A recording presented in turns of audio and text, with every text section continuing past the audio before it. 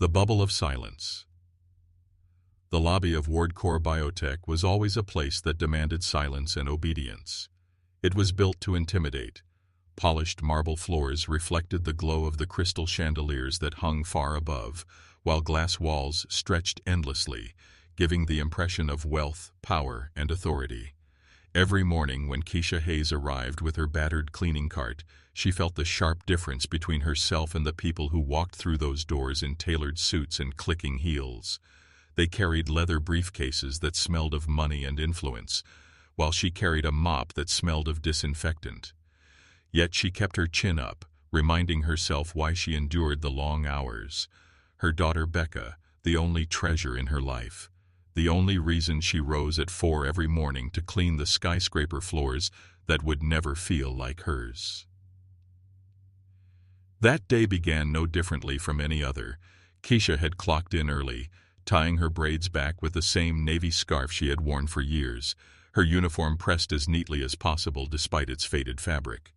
She worked quietly in the shadows of the lobby, unseen by the executives who walked past her, their conversations always about numbers, mergers, or the latest technology breakthrough. To them, she was invisible, a background figure in a world of importance. But Keisha never minded invisibility. She had lived in its shadow for years. What mattered most was finishing her shift, picking Becca up from school, and making sure dinner was on the table before helping with homework. That was her rhythm, her purpose, her strength.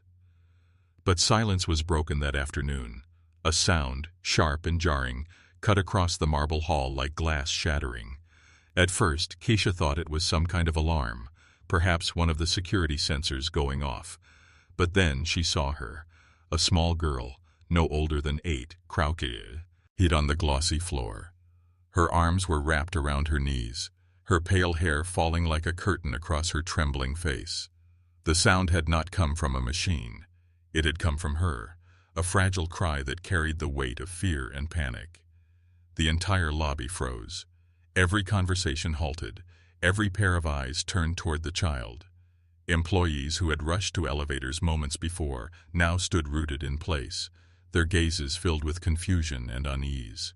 A woman in an expensive dress pressed her phone tightly to her ear, whispering furiously, "She's losing it again. Get her nanny down here now." Others looked at one another but did not move. They all knew who the girl was. Eva Ward, daughter of Marcus Ward, the CEO whose name alone carried more power than entire boards of directors.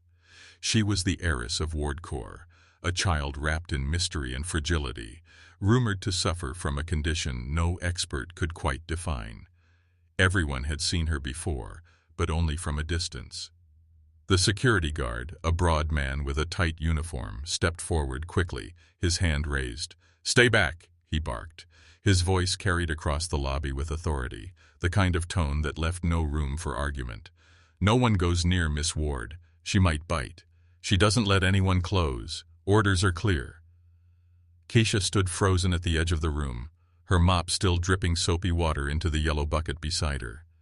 She watched Eva's small frame rock back and forth, the child's breath coming in short bursts, her tiny fingers tapping the marble in a rhythm that seemed desperate, as though she was holding on to sanity with each tap. Something inside Keisha tightened painfully. She recognized that rhythm, not the sound but the feeling behind it. It was the sound of a child lost in her own storm, needing something no one else in the room understood. The guard's warning echoed in her ears, but Keisha did not move back. Instead, she felt her feet pulling her forward, each step deliberate, her eyes never leaving Eva. The weight of stares from the staff pressed against her, but she ignored them. She could feel the judgment already. What business did a janitor have stepping forward when executives, managers, and professionals stood helpless? But Keisha was not thinking about jobs or consequences. She was thinking about the little girl trembling on the floor. She was thinking about Becca, her own daughter, and the nights she had held her when the world seemed too much for her small shoulders. "Ma'am, don't you dare," the guard snapped, his hand already reaching for his radio. "You touch her, and you'll be fired before your shift ends." Keisha didn't answer. She set her mop aside and crouched slowly onto the cold marble floor, a safe distance from Eva. Her voice remained quiet, her movements careful, like someone approaching a frightened bird. She didn't reach out with her hands. Instead, she reached into the pocket of her cleaning cart and pulled out something so ordinary, so unexpected, that the entire lobby blinked in confusion. A small plastic bottle. Dish soap.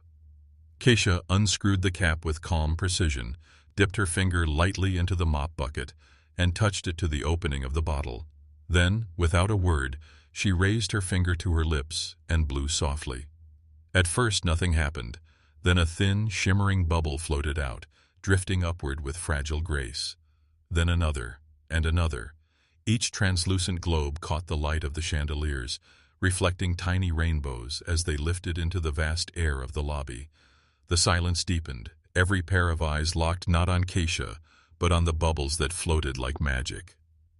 Eva's rocking slowed, her wild eyes darting and restless just moments before fixed on the iridescent shapes rising into the air. Her trembling hands lowered, her breathing easing as her gaze followed the soft dance of the bubbles. One hovered close to her, trembling on invisible air before it popped with the gentlest sound. Another landed lightly on her knee, clinging as if refusing to burst. For the first time since the panic began, Eva's expression softened. Keisha didn't speak, didn't lecture, didn't try to coax. She simply blew another bubble, and another, letting the quiet magic of soap and breath fill the space where fear had reigned. The entire lobby seemed to hold its breath. No one moved. No one dared to break the fragile peace. The guard's radio slipped silently back onto his belt. The well-dressed woman lowered her phone, her lips parted in disbelief. Even the hum of the air conditioning seemed distant, drowned by the gentle rhythm of bubbles rising and popping. Eva's arms uncurled slightly from around her knees. She reached out a trembling hand toward one of the bubbles, her small fingers brushing the surface before it dissolved into nothing. Her lips parted, not with a cry this time, but with something like wonder. For a moment, she was not the unreachable heiress of Wardcore. She was simply a child, captivated by the fragile beauty of bubbles. Up above, on the top floor of the building, a tall figure stood by the panoramic window watching. Marcus Ward, the man who built Wardcore from the ground up, the CEO known for his icy composure and ruthless intellect, stood frozen. His sharp eyes, accustomed to scanning financial reports and predicting market shifts, were now locked on a janitor blowing soap bubbles in his lobby. He had paid doctors, psychologists, therapists, dozens of specialists who had tried and failed to calm Eva during her episodes. Yet here was a woman in a faded uniform with nothing more than a bottle of dish soap, breaking through the walls around his daughter's fragile heart. Marcus adjusted his tie without realizing it, his jaw tightening. The sight unsettled him. It stirred something he could not define: curiosity, frustration, maybe even hope. His assistant entered quietly behind him, tablet in hand. "Sir, the meeting with the investors is about to start." "Postpone it," Marcus said coldly, his gaze never leaving the scene below. The assistant blinked. "Postpone it, sir? They've been waiting for weeks." "Find out who that woman is," Marcus interrupted sharply, his voice calm but commanding. "Right now." The assistant hesitated only a moment before nodding quickly and hurrying out. Marcus remained by the window, his arms folded, watching as Eva's trembling eased further, her small body relaxing against the cold floor. He watched as the janitor, this unknown woman, rose quietly, wiped her wet finger on a rag, and picked up her mop as though nothing had happened. She didn't smile at the crowd or bask in their astonishment. She simply returned to her work, her presence humble and unnoticed once more. But Marcus could not look away. He had seen something no one else in the world had managed to give him, a glimpse of his daughter's peace. And it had come from a stranger who was not afraid to kneel on marble floors and blow bubbles. The unlikely interview. The lobby returned to its polished silence, but the echo of what had just happened lingered like perfume in the air. Employees whispered behind manicured hands as Keisha pushed her cart quietly across the marble tiles, her eyes fixed on the floor as though nothing extraordinary had taken place. She had no idea that her simple act had reached the eyes of the man who owned everything around her. To Keisha, It was just instinct, a mother recognizing another child's silent cry. She had not thought about rules, jobs, or consequences. All she knew was that Eva needed calm, and Bubbles had always calmed Becca during storms of fear. That was all it was to her. But upstairs, in the executive suite, the air was charged. Marcus Ward paced behind his desk, the weight of what he had just seen gnawing at him. For years, he had invested everything, his fortune, his reputation, his pride, into finding a way to help Eva. Teams of specialists had come and gone, each one leaving with the same helpless conclusion. Eva was unreachable. Therapy, medication, experimental programs, all had failed. And yet, in less than 5 minutes, a woman whose name he did not even know had done what the best in the field could not. The assistant returned quickly, his face slightly pale, as though unsure how to deliver news to the man who did not tolerate surprises. "Sir," he began carefully, "the woman's name is Keisha Hayes. She is part of the contracted janitorial staff, single mother, no record of anything unusual." He hesitated, glancing at Marcus's expression before adding, "She has a daughter of her own, age 8. Her file is ordinary." Marcus stopped pacing and turned slowly, his sharp eyes narrowing. "Ordinary?" he repeated, his voice quiet but laced with steel. "There was nothing ordinary about what I saw. Send her up here, now." Within minutes, a summons came. Keisha, bewildered and hesitant, was told to report to the top floor immediately. The murmur of voices followed her through the corridor. People wondered if she was about to be fired on the spot. The ride up in the glass elevator felt endless, the city spreading out beneath her like a glittering map she had never belonged to. Becca's smiling face flashed in her mind, and she straightened her shoulders. Whatever this meeting was, she would face it with the same quiet strength she had used to face every storm in her life. When the elevator doors slid open, Keisha stepped into another world. The executive suite was like a palace carved out of glass and steel. Polished wood gleamed, and massive windows stretched from floor to ceiling, framing the city skyline. The air was cool, crisp, and heavy with silence. At the far end of the room, Marcus Ward stood with his back to her, gazing out at the towers that bowed beneath his empire.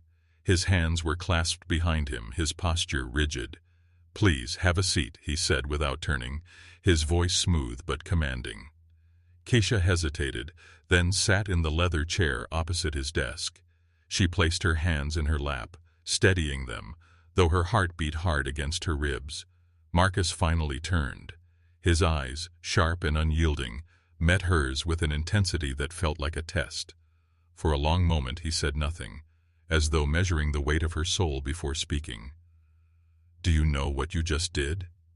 His tone was not curious. It was accusing, almost sharp enough to cut. Keisha held his gaze, her voice calm. "I did what anyone should have done." "Anyone?" Marcus's brows drew together. "You are not a therapist. You are not an expert. What gave you the right to approach my daughter after every specialist I hired failed?" The air seemed to grow colder with his words, but Keisha did not flinch. She drew a breath, steady and deliberate, before answering. "I'm not a specialist, Mr. Ward. I'm a mother. I know what children need. Your daughter didn't need more experts. She needed someone to be patient with her, someone who didn't see her as a problem to solve, but as a child who was hurting." Marcus's eyes narrowed, suspicion flickering across his face. "Sincerity," he repeated slowly, almost mocking the word. "Do you have any idea how many people approach my daughter under the mask of sincerity? How many pretend to care just to get close to me, to this company, to my money?" He leaned forward, his hands braced against the edge of the desk. "How do I know you are not one of them?" Keisha stood. Her voice did not rise, but the firmness in it filled the room. "I don't want your money, Mr. Ward. I clean floors to support my daughter, Becca. I would never use a child, yours or anyone else's, for gain. What I did downstairs wasn't for you. It wasn't for this company. It was for her." Her words struck him with an unexpected force. Marcus, who had faced down investors, rivals, and governments without blinking, found himself silent before a woman in a faded janitor's uniform. He studied her closely, but the honesty in her eyes was impossible to deny. "Eva is extremely sensitive," he said at last, his voice softening against his will. "I can't bear to see her hurt again." Keisha's expression softened too, though her words carried quiet conviction. "I understand more than you think. No one cared for me when I needed it most. I know how crushing loneliness can be. If I can spare a child that pain, I will." For a long time, Marcus said nothing. The city lights reflected in his cold eyes as he considered her words. He had spent his life building walls around himself and his daughter, walls of money, walls of expertise, walls of power. But here was a woman who did not ask for anything, who had no agenda except compassion. Something stirred within him, something he had not felt in years, an unsettling awareness that perhaps the fortress he had built was not what his daughter needed. "I'll consider what you've said," he finally replied, his voice regaining its coolness, though not quite as sharp as before. "But if I discover any other motive, there will be consequences." Keisha met his gaze without fear. "I'm not afraid of consequences, Mr. Ward. I only care about Eva." The words hung in the air like a challenge, but also like a truth too undeniable to dismiss. Marcus leaned back in his chair, folding his arms across his chest, but his mind was restless. He had never encountered anyone who spoke to him with such blunt honesty, without calculation, without fear of what he could do. As Keisha turned to leave, Marcus's eyes followed her until the door closed behind her. The room was silent again, but inside him a storm brewed. He had built his life on control, yet for the first time in years, control seemed to slip through his fingers. He looked out at the city, but what he saw in his mind was not skyscrapers or balance sheets. It was bubbles rising gently in the air, and his daughter's face softening with wonder. That night, Marcus made a decision. He summoned Keisha again, but this time not to his office. He sent a car for her and her daughter. When Keisha and Becca stepped into the gleaming penthouse later that week, they found themselves in a world of cold luxury. Floors of white marble, furniture so polished it gleamed like ice, hallways that felt more like museum corridors than a home.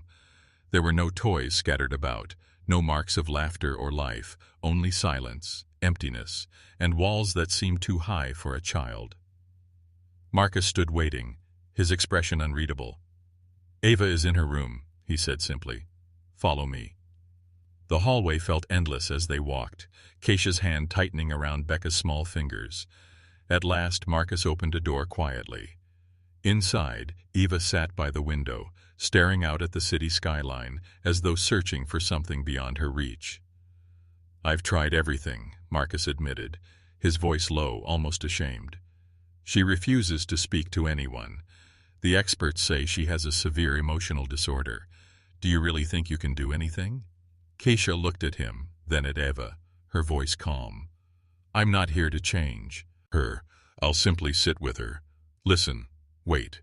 If you want instant results, you'll be disappointed. But if you want her to feel safe, then let us stay." Marcus said nothing, retreating to the corner of the room, his eyes cold but watchful. Keisha lowered herself to the floor, pulling out a pad of paper and colored pencils. Becca sat beside her and began sketching with quiet focus, filling the white page with color. At first, Eva did not look. She remained by the window, distant and unreachable. But minutes passed, and the faintest rustle of fabric revealed her head turning, her eyes flicking toward the page where Becca's world of shapes and colors was growing. Something changed in her expression, something small but real. She crawled closer, hesitant but curious. Keisha slid the pad of paper toward her without a word. Eva reached for a pencil, a small blue one, and began to draw timid circles. Marcus, watching from the shadows, felt his chest tighten. He had never seen her respond like this. Never. When Eva finished, she held the paper out shyly. On it was a drawing of 3 figures beneath a sky filled with bubbles. Marcus's breath caught. For the first time, he saw his daughter's silence break into expression, and the person who had unlocked it was not him, not the experts, but the woman and child sitting quietly on his floor. Bridges of trust. The days that followed seemed to Marcus like a silent test he had not agreed to take. Each evening, after the endless wait of board meetings, shareholder demands, and the relentless pace of running an empire, he returned to the penthouse to find a sight he never expected. His daughter not curled into herself with vacant eyes, but sitting cross-legged on the carpet with two strangers who seemed to belong more in her world than he ever had. The first time it happened, Marcus stood in the doorway, unannounced, his hand resting on the edge of the frame as though afraid to step closer. Eva was giggling, a small sound, broken and hesitant at first, but growing, as Becca showed her how to draw stars with colored pencils. Keisha sat beside them, not instructing, not commanding, but quietly encouraging with gentle smiles. Marcus had not heard his daughter's laughter in years. The sound cut through him more sharply than any corporate betrayal ever had. It was not a triumphant laugh or a loud one. It was fragile, like glass wind chimes stirring in a faint breeze.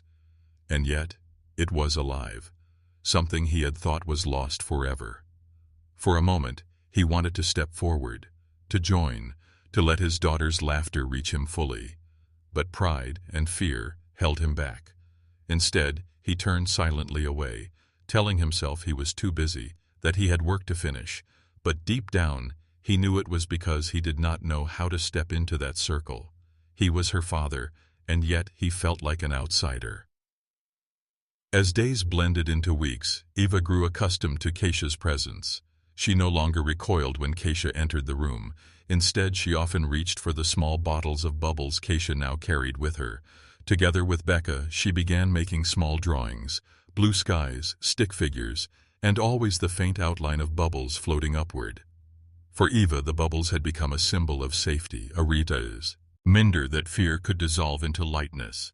Keisha never forced her to speak, but one evening, while Becca was sketching, Eva whispered her first word in months. "Blue," she said softly, pointing to the sky in her drawing. Becca gasped with delight, clapping her hands. While Keisha's eyes filled with tears, she quickly blinked away. Marcus, who had been watching from a distance again, felt his knees weaken. A single word, so ordinary to anyone else, but to him it was a miracle. His daughter had spoken. And she had not spoken to him, not to the specialists he had poured his fortune into, but to the janitor and her child. That night, Marcus did not sleep. He sat in his study, the city's lights painting silver lines across his face as he stared at the sketch Eva had made, 3 girls under a sky of bubbles. His mind twisted with pride, jealousy, and something softer he could not admit. Why could Keisha reach Eva when he could not? What did this woman have that he, with all his power and resources, lacked? Keisha, meanwhile, never sought Marcus's approval. She came to the penthouse only for Eva, her own daughter always by her side. For her, this was not about wealth or recognition. It was about a lonely little girl who had reminded her of her own lonely childhood. When she looked at Eva, she saw herself as a small girl in foster care, waiting for someone, anyone, to notice her. She had vowed never to let another child feel that forgotten. Marcus's cold demeanor did not intimidate her. She had faced worse storms in life. And though she respected his role as Eva's father, she also saw how distant he was, how his love was buried under layers of fear and pride. One evening, Marcus finally confronted her as Eva and Becca colored quietly nearby. "Why does she trust you?" he asked suddenly, his voice low but laced with the sharpness of a blade. "Why you, when she has never trust anyone else?" Keisha looked up, her eyes steady. "Because I don't ask anything of her. I don't push. I let her be. Children can sense when love is real and when it's forced. She doesn't need to earn my patience. I give it freely." Marcus's jaw tightened. "And you think I don't love her?" "I think you're afraid," Keisha answered softly. "Afraid of failing her. Afraid of letting her see that even fathers don't have all the answers. But she doesn't need you to be perfect, Marcus. She just needs you to be present." The words unsettled him more than he cared to admit. For years, Marcus had defined himself by control, by perfection, by strength. The idea of showing weakness, even to his daughter, felt like defeat. Yet a part of him knew Keisha was right. He had hidden behind business trips, late nights, and cold distance because he did not know how to face Eva's pain. And now, this woman was forcing him to confront the truth he had buried. While the fragile bonds between Eva, Becca, and Keisha grew, the outside world pressed harder on Marcus. Wardcore Biotech was under scrutiny. Whispers of a failed clinical trial began circling in the press. Investors grew restless, and competitors circled like vultures. His board of directors grew impatient, demanding that Marcus devote all his attention to salvaging the company's image. When word of Keisha's presence in the penthouse began to spread, it was seized upon by those who sought to undermine him. Marcus, his communications director Greg Stanton, warned during a tense meeting, "You need to be careful. The media is hungry. If they find out the CEO of Wardcore is bringing a janitor into his home to heal his daughter, they'll spin it as desperation, or worse, scandal. You can't afford this distraction." Marcus's temper flared. "She is not a distraction. She has done more for my daughter in weeks than anyone else in years." Greg did not back down.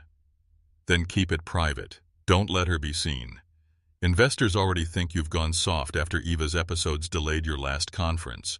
If they believe your judgment is compromised, it could cost you billions." For the first time in years, Marcus found himself torn between two worlds.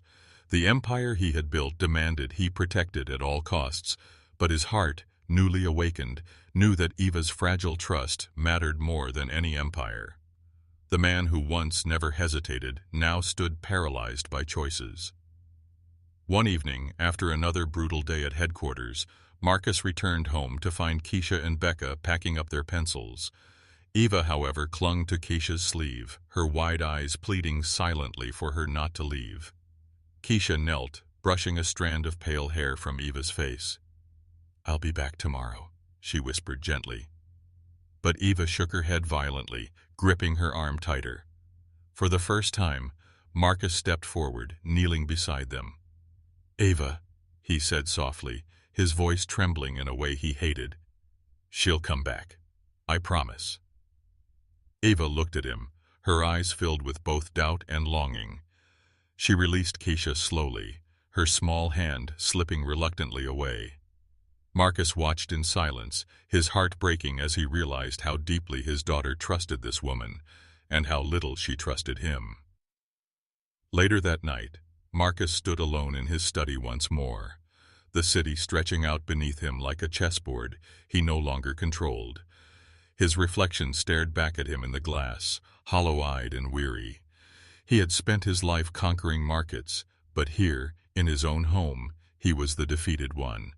And the strange truth that haunted him was this: the person who had won was not his rival in business, but a single mother with nothing but sincerity, patience, and soap bubbles. The question clawed at him, refusing to let go. Was he willing to risk everything? His image, his empire, his pride, for something as fragile and fleeting as trust. When the world collides, the fragile piece within the penthouse was like a flickering flame, delicate yet luminous. But outside its glass walls, the storm of the world pressed harder with every passing day. Wardcore Biotech, Marcus's empire, had always stood as an untouchable fortress in the corporate world, admired and feared in equal measure, but the fortress was beginning to crack. A series of clinical trials had not produced the groundbreaking results the board had promised shareholders. The press had caught wind of it, and whispers of failure grew into headlines predicting collapse. For the first time in his life, Marcus faced the possibility of watching something he built from nothing begin to crumble, and the weight of it gnawed at him with relentless cruelty. Yet even as he fought those battles in the boardroom, every evening he found himself pausing at his penthouse door, unwilling to step inside until he steadied himself, because behind that door was something even more fragile than his company: his daughter's newfound laughter. Eva's progress was slow but undeniable. Where once she had sat silently by the window, staring at the world beyond, now she joined Becca on the floor to draw, or leaned into Keisha's side when she was tired. Small words began to escape her lips, soft and hesitant, but each one felt like a treasure pulled from the depths of a forgotten sea. Blue, home, bubbles, and one night, Becca. Each syllable was a crack in the walls that had imprisoned her for so long. Marcus watched these moments with a mixture of awe and ache. They filled him with pride but also cut him deeply, for it was not to him that Eva spoke, but to Keisha and Becca. He was the father, yet he felt like a stranger standing at the edge of his own child's world. Keisha noticed his silence, the way he lingered in corners like a man afraid to cross a line. She never pushes at him, never embarrassed him with advice, but her quiet example was a mirror he could not ignore. She had nothing, no wealth, no status, no prestige, but she gave freely what his billions could not buy: warmth. That warmth was remaking Eva, and slowly, though he resisted it, it was remaking him as well. But the outside world did not care about warmth. To investors, Marcus was not a father. He was a figurehead whose only purpose was to deliver profit. Rumors began to circulate that his judgment was slipping, that he had grown distracted, that his daughter's condition was interfering with the empire. Then came the article. A well-known business magazine published a piece hinting that Marcus Ward, the titan of biotech, had turned to a janitor for help with his daughter. The article was half rumor, half speculation, but it was enough. The press feasted on it, portraying Marcus as desperate, unstable, even reckless. Headlines mocked him. Bubbles instead of science. Has Ward lost his edge? The photographs that accompanied the stories showed Marcus at conferences looking stern and weary. His cold gaze twisted into caricature, his empire painted as one step from collapse. At the next board meeting, the room was sharp with accusation.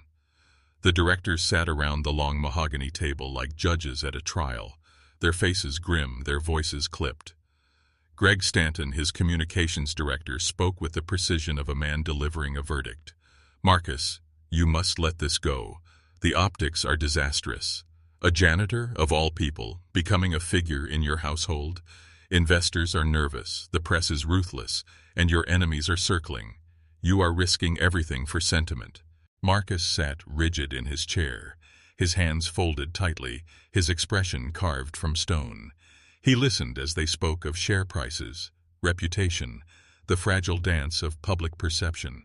Every word was sharp, logical, unavoidable, and yet every word felt hollow when weighed against the image of his daughter's trembling hand clutching Keisha's sleeve.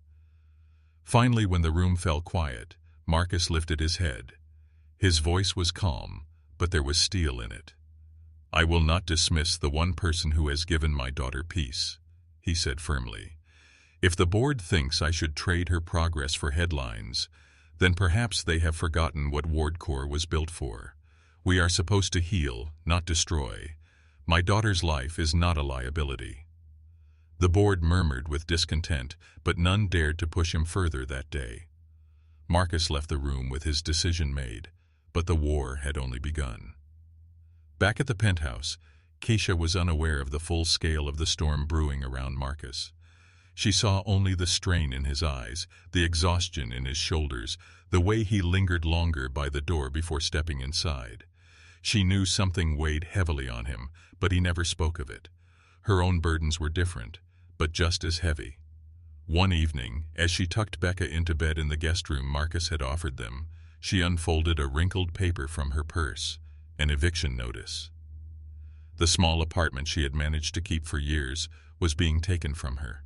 She had kept this from Marcus because she did not want pity, nor did she want him to think she was trying to use her connection to Eva for help. She had carried her struggles alone all her life, and she intended to carry this one too, no matter how heavy it became.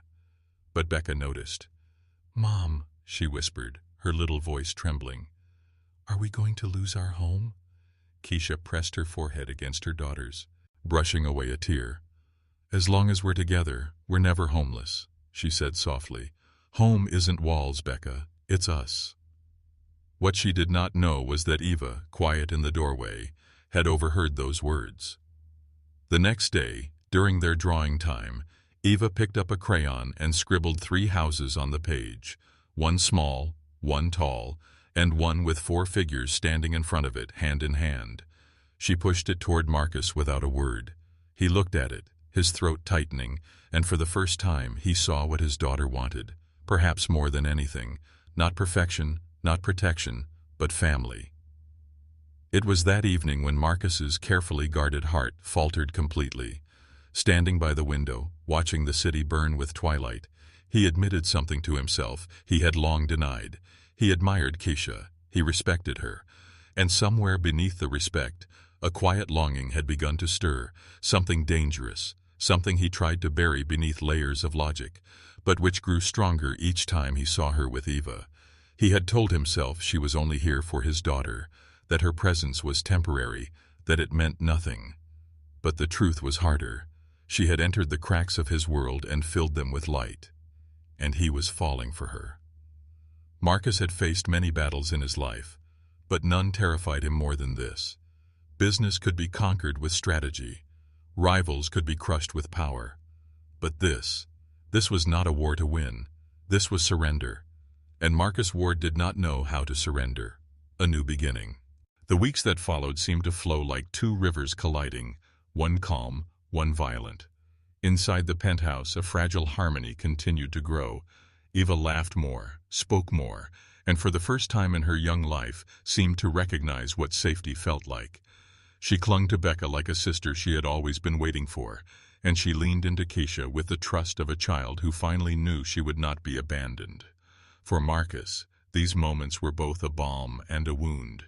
He felt pride at his daughter's progress, yet guilt for all the years he had been unable to give her the same comfort. He also felt the quiet pull of something new, something dangerous, his growing admiration for Keisha, which had deepened into something more tender, though he still dared not name it aloud.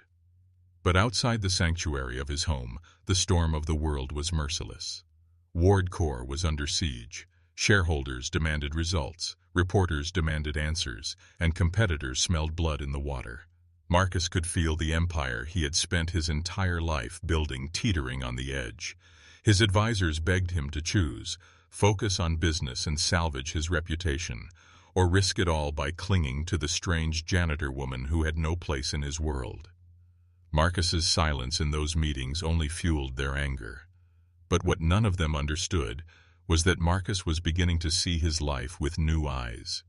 An empire could be rebuilt, but a child's heart, once shattered, could not be so easily repaired. It all came crashing together at a charity gala, an event Marcus could not avoid. The room was filled with glittering gowns, flashing cameras, and the hollow laughter of the wealthy. For the first time he brought Eva with him, hoping to show the world she was improving, that the Ward family was strong.